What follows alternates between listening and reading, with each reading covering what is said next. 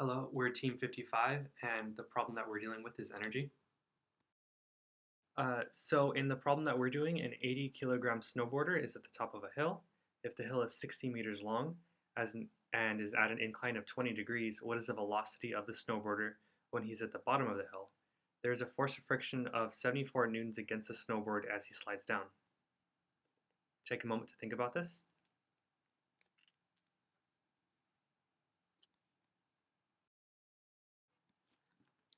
Here we have a free body diagram of the snowboarder at the top of the hill.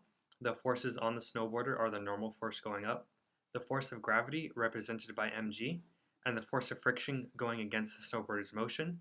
We have the x-axis oriented in the direction of the slope and the y-axis perpendicular to the slope. And onto inventory and goals. We know that the mass of the snowboarder is 80 kilograms. The displacement of the snowboarder will be 60 meters. The angle of incline will be 20 degrees. The force of friction will be 30 newtons against the direction of motion. The initial velocity will be 0 meters per second. And the final velocity at the bottom of the slope is what we're tasked with finding.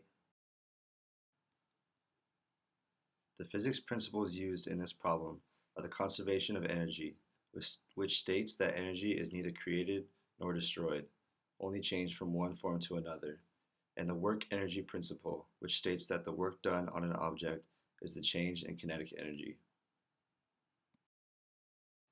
The equations to know in order to solve this problem include solving potential energy, kinetic energy, and the energy due to friction. We need to start by finding the height of the slope so we are able to find the potential energy at the top of the hill. You can solve for the height by multiplying the sine of 20 degrees by the length of the incline, which is 60 meters, and you get the height to be 20.5 meters. Now we need to find the total energy at the top of the hill. We know that the total energy is the sum of potential energy and kinetic energy. The kinetic energy when the snowboarder is at the top of the hill is 0 because he is not moving, therefore his velocity is 0.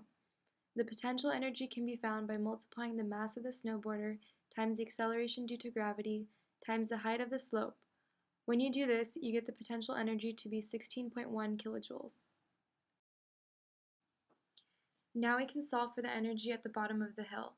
It is important to remember that the potential energy at the top of the hill is converted to kinetic and thermal energy, which is from the frictional force, but the same amount of energy is still there, therefore it is conserved.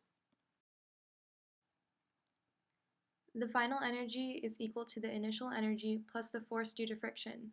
This force is going to be negative because friction is working in the opposite direction against the snowboarder. Therefore, the final energy is 16,100 joules minus 4,440 joules. This final energy is the kinetic energy for the snowboarder because he has reached the bottom of the hill and all of the energy has been conserved. Now that we have the final kinetic energy, we can use this to solve for the velocity of the snowboarder at the bottom of the hill. The equation for kinetic energy is 1/2 times the mass times the velocity squared. We can arrange this to solve for velocity, and when we plug in the values, we get 17.1 meters per second. Now we can look at all the answer choices to determine how to eliminate the incorrect choices. Answer choice A would be the answer if you were to add the force of friction rather than subtract it. This is incorrect because the force of friction is working against the snowboarder. Therefore, it is going the opposite direction and would be the opposite sign. Answer choice C would be the answer if you did not account for the force of friction at all.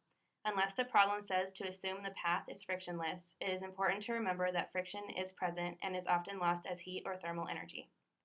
Answer choice D would be the answer if you were to assume the snowboarder was not moving because the force of friction was too strong.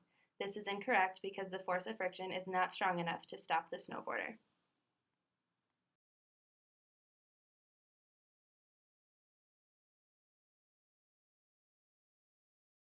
A common misconception related to this problem is the difference between conservative and non-conservative forces. Below is a table of a few of the different forces.